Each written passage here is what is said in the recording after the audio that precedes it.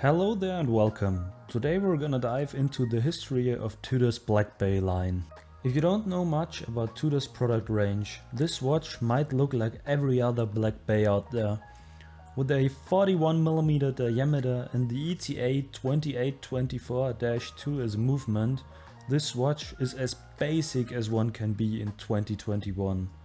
Still, if you're interested in not only owning a watch, but also in investing your money, this might be one of the best watches to do so.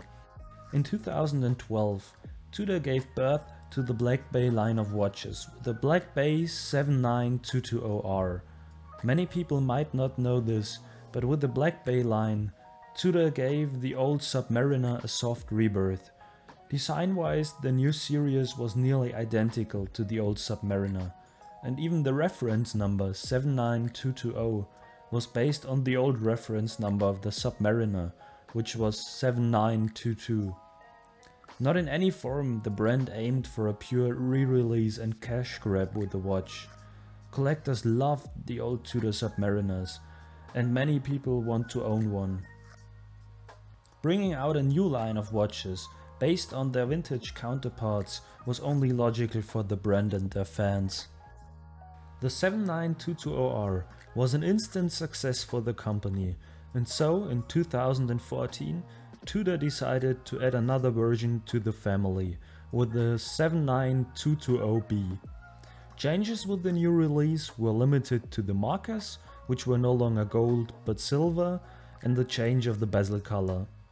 The letter after the reference number always indicates the color of the bezel in French. So R stands for rouge, B for bleu and N for noir. Now halfway through the life cycle of the Black Bay, people still wished for the exact same colors as with the original Submariner, a fully black watch. In October of 2015 it was finally time. The 79220N was introduced to the public, and the Black Bay lineup had 3 colors available.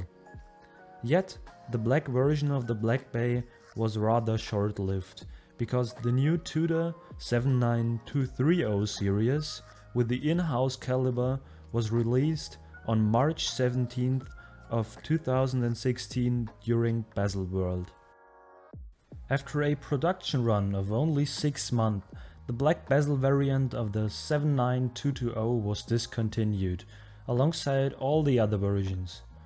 Even though nobody can tell for sure, estimates are that around 3,000 79220N watches were produced during those 6 months.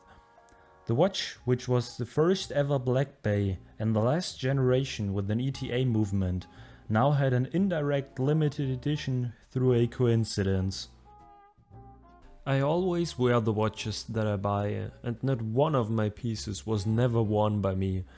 Nevertheless, value retention or even an appreciation plays a role in my decision of buying a watch. Wearing a watch for months or even years and being able to sell it again for at least what you bought it is a great chance to find the watches you love and really make an informed decision.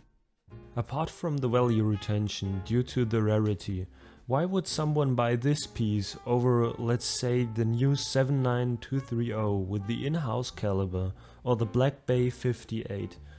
The new in-house movement of the Black Bay's successor may be nice, but it brings a few downsides to the new watch.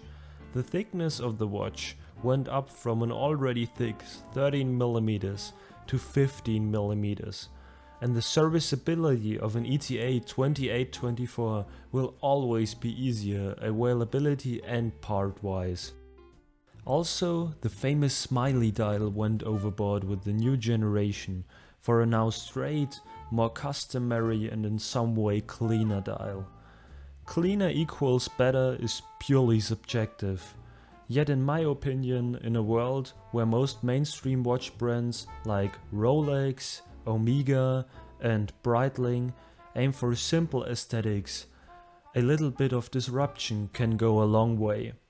The smiley makes looking at the dial fun, a disturbance that is breaking up the usual with a little quirkiness. It sets the watch apart from others like a Rolex Submariner for example, and makes people instantaneously realize that this watch is a Tudor. Oh, and to be honest, the smiley dial often makes me grind when I look at it. Even though I don't dislike the new shield logo that the brand now uses, I can consider myself a fan of it. The old rose really had its charm and will, at least for me, always be a part of Tudor. Having the last generation of a watch with the old logo again makes it feel special. The successor may look similar at first glance, but after a few seconds the changes are obvious, and for the standards of the watch industry, major. With Tudor's new Black Bay watches, there is not only the new 79230, but also the Black Bay 58, a smaller and lighter version of the same piece. Overall, the original Black Bay is a fun watch and fantastic to wear, but only for people with a bigger wrist size or a love for oversized watches. To state this in numbers, a Rolex Submariner weighs about 160 grams, where about the Tudor 79220 comes in at about 165 grams with neither a ceramic bezel nor all links of the bracelet attached. This watch is chunky, maybe not as much as a Panerai, but it still is, and you should be aware of it in advance. A Black Bay 58 has less charm than the first ever Black Bay watch, but when it comes to wearability, many people will appreciate it more. The Tudor Black Bay 79220N is definitely an important piece in Tudor's history, due to being the first and last in many ways. If you value the story behind a watch and therefore see it differently than other pieces, this watch might be for you in spite of its dimensions. Seeing a trailblazer and a part of a brand's history will always feel special for me. Light watches are frequently perceived as cheap because of the current normal consumer watches. Do you think a quality watch has to have weight to it? If you liked this video, please leave a like, and if it wasn't your cup of tea, tell me why in the comments down below.